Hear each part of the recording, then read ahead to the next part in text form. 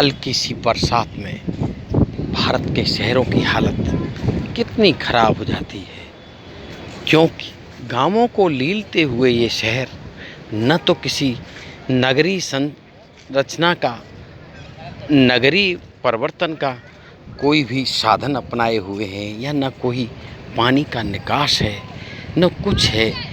गलियों में आसपास जहाँ जिसको भूखंड मिला गगनचुंबी इमारतों से पट जाते हैं। हमारे देश के शहर में विशेषकर गुड़गांव की बात कर रहा हूँ, यही पूरे हिंदुस्तान की हकीकत हो गई। साउथ इंडिया थोड़ा नॉर्थ से हटकर है, क्यों? नॉर्थ के लोगों का स्वभाव ही कुछ और तरह का है। यहाँ के लोग बेतरतीब तरीके से रहना, बोलना, खाने पीने के मामले में भी किसी तरह की कोई परवाह नहीं करते।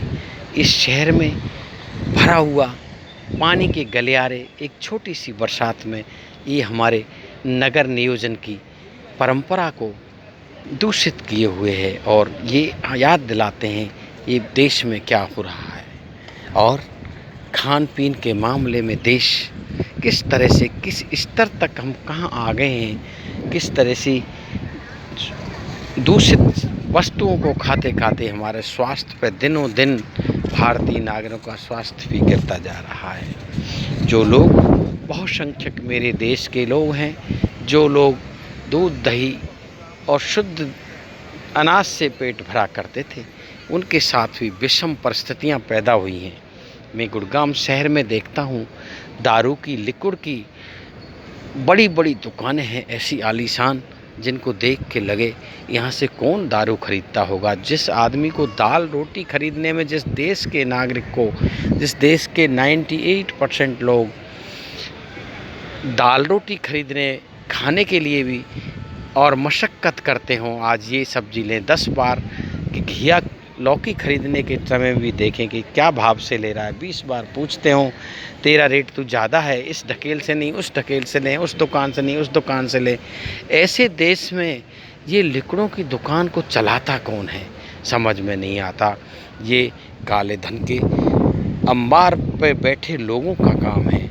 कौन इनको कैरेट भर भर के देता है, या अफसरशाही को कहाँ से ये चीज़ें पनपती हैं? ये प्रश्न है सब देश की इस विकास के पीछे बर्बादी के जो लक्षण हैं, उनको भी हम नज़रअंदाज न करें। जब ही मेरा देश महान बनेगा।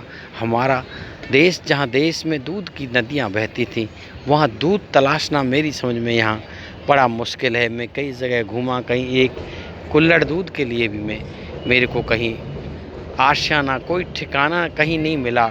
जबकि यहाँ मदिरा की दुकानें देसी भी हैं और विचित्र तरीके की, जिनको कभी सोच भी नहीं सकते उस तरह से खरीदी हुई इतनी महंगी महंगी शराब यहाँ मिलेगी।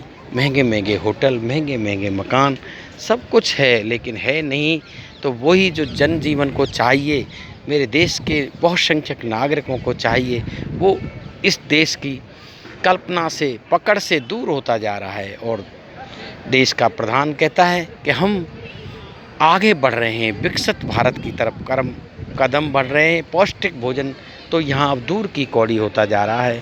जब दूध ही नहीं, दही नहीं, क्या होगा इस देश का? ये सोचने की बात है। पुनः आओ, लौटें और अपने पुराने मूल्यों को, पुनर्मूल्यों को जीवित करें। जय हिंद, जय भारत। राम गोपाल रस सागर यूट्यूब से मैं राम गोपाल, गुड़गांव शहर का नज़ारा।